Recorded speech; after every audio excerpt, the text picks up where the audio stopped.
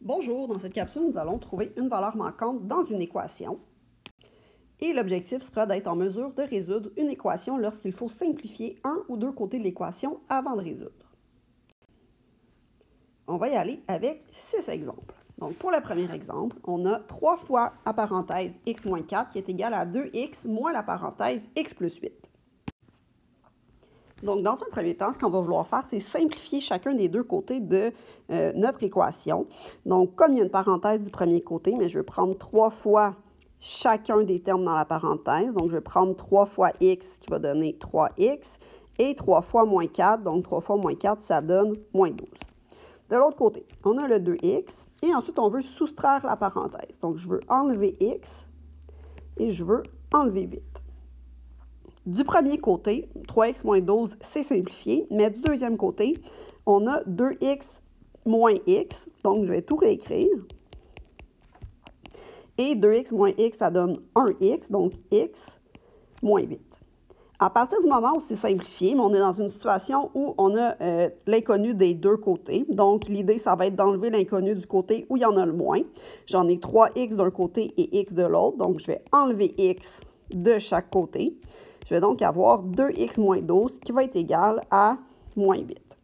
À partir de là, du côté de mon inconnu, bien, si ça m'aide, je peux faire les boîtes. Donc, 2 fois le x moins 12.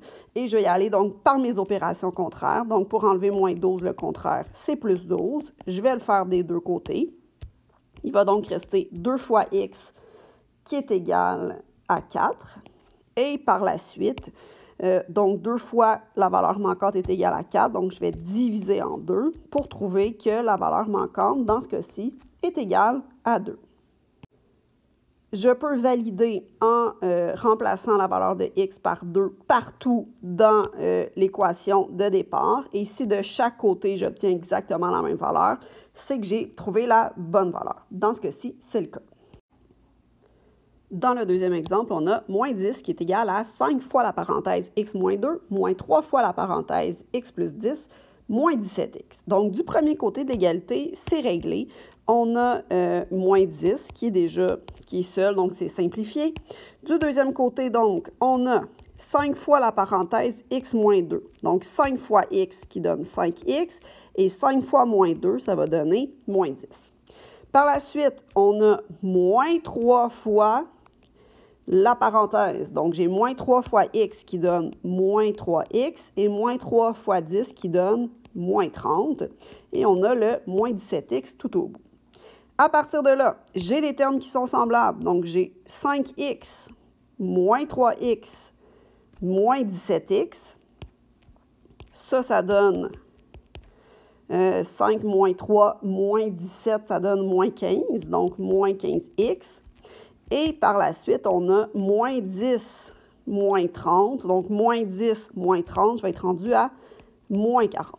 À partir de là, j'ai mon inconnu qui est toute seule de son côté, qui est multiplié par moins 15 et auquel on a enlevé moins 40. Donc, je veux ajouter 40 de chaque côté pour garder mon équivalence, mais enlever le moins 40 à droite. Je vais donc arriver à moins 10 plus 40, 30. Qui est égal à moins 15 fois x. Et pour trouver la valeur de x, donc x est multiplié par moins 15, donc je vais diviser par moins 15 de chaque côté. Ça va me permettre de trouver que x est égal à moins 2. Pour ce troisième exemple, c'est sensiblement la même chose que le précédent, sauf que notre valeur constante, elle est à droite au lieu d'être à gauche. Donc, si on regarde, bien, on a 3 fois 2x moins 4. Donc, 3 fois 2x, ça fait 6x. 3 fois moins 4, ça fait moins 12. Plus 20 plus x, qui est égal à 78. Du côté gauche, on a des termes semblables. Donc, j'ai le 6x plus x, qui donne 7x. Et on a moins 12 plus 20, qui donne 8. Ça, c'est égal à 78. À partir de là, j'ai seulement une inconnue, donc x qui est multiplié par 7 auquel on a ajouté 8. Je vais donc enlever 8 de chaque côté. 7x plus 8 moins 8, il reste 7x. 78 moins 8, ça donne 70. Et j'ai 7 fois x qui donne 70. Donc, si je divise par 7 de chaque côté, il va rester x est égal à 10. Pour cet exemple, on a 4 fois 3x moins 1,5 plus 2 fois moins x plus 7 qui est égal à 138.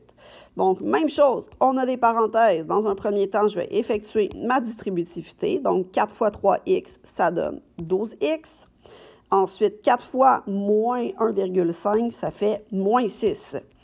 À ça, j'ajoute 2 fois la deuxième parenthèse. Donc, 2 fois moins x, ça fait moins 2x. Et 2 fois 7, ça donne 14. Et tout ça, c'est égal à 138. Par la suite, on y va avec nos termes semblables. Donc, j'ai 12x moins 2x. Ça donne 10x. Et on a moins 6 plus 14. Ça donne 8. Ça, c'est égal à 138. On a 10x plus 8 qui donne 138. Donc, l'idée étant toujours de trouver la valeur manquante, je vais enlever 8 de chaque côté. Donc, 10x, c'est égal à 138 moins 8, 130. Et je vais pouvoir diviser par 10 de chaque côté pour trouver que la valeur de x, dans ce cas-ci, va être égale à 130. Donc, dans cet exemple, un petit peu plus d'informations du premier côté. On a deux parenthèses. La première parenthèse, c'est 2x plus 4. Il n'y a rien devant. Donc, je peux le réécrire tout simplement 2x plus 4.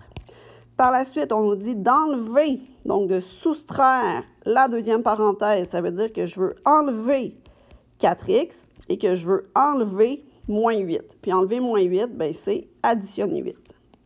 De l'autre côté, on n'a pas de parenthèse, mais on a des termes semblables. Donc, 7x plus 12x, ça donne 19x. Moins 3 plus 8, ça donne 5. Donc, 19x plus 5. Je ne peux pas encore commencer à faire mes opérations contraires parce que du premier côté, j'ai des termes semblables qui ne sont pas regroupés. Donc, 2x moins 4x, ça donne moins 2x. Et plus 4 plus 8, ça fait plus 12. Et ça, c'est égal à 19x plus 5. À partir de là, j'ai mon inconnu des deux côtés. Je vais donc enlever du côté où il y en a le moins, c'est-à-dire moins 2x. Donc, pour enlever moins 2x, je vais ajouter 2x. Il va donc rester 12 égale 21x plus 5. À partir de là, l'objectif étant d'isoler x, mais je vais enlever 5 de chaque côté. Donc, 7 est égal à 21 fois x. Et si je veux avoir juste x, bien, je dois diviser par 21. Je vais le faire des deux côtés. Et là, quand je fais 7 divisé par 21, ça donne un nombre décimal périodique qu'on va laisser à ce moment-là en fraction. Les deux nombres se divisent par 7, donc on va obtenir 1 tiers. Donc, x va être égal à 1 tiers. Et finalement, on a moins 3 fois 2x moins 1, donc du premier côté. Donc, je vais pouvoir faire la distributivité. Donc, moins 3 fois 2x, ça fait moins 6x. Et moins 3 fois moins 1, ça fait plus 3.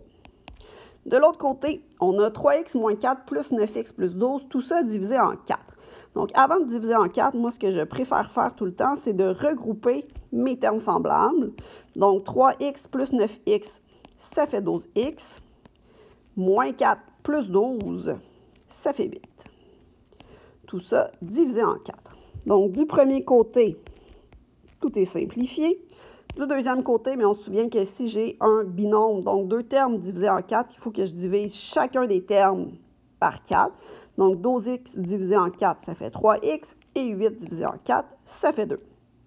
À partir de là, j'ai mon inconnu des deux côtés. Il y en a moins 6 d'un côté, 3 de l'autre. Donc, je vais aller faire plus 6x de chaque côté. Il va rester 3 entiers du premier côté. De l'autre côté, 9x plus 2. Je peux donc, pour trouver la valeur de x, enlever 2 unités de chaque côté. Je vais donc avoir 1 qui est égal à 9x. Et comme je veux seulement 1x, je vais diviser en 9. Et 1 neuvième, et ça donne un nombre décimal périodique, on va donc laisser en fraction, soit 1/9. Et j'ai trouvé la valeur de x. Donc, en résumé, il y a 3 cas de possibles. Soit on a une variable d'un seul côté. À ce moment-là, on emballe le côté de l'égalité avec l'inconnu, on fait nos opérations contraires, puis on va trouver notre valeur manquante. S'il y a la variable des deux côtés, l'idée, c'est de supprimer l'inconnu du côté où il y en a le moins, et on tombe à ce moment-là directement au premier cas. Et la nouveauté, donc, qu'on vient de voir, c'est la simplification nécessaire. Donc, avant de pouvoir supprimer les variables, ce qui est le plus efficace, c'est toujours de simplifier le ou les côtés pour avoir l'expression algébrique la plus simple possible. Par la suite, on tombe dans notre deuxième cas, donc on va pouvoir supprimer l'inconnu du côté où il y en a le moins. Et finalement, isoler notre variable. Merci.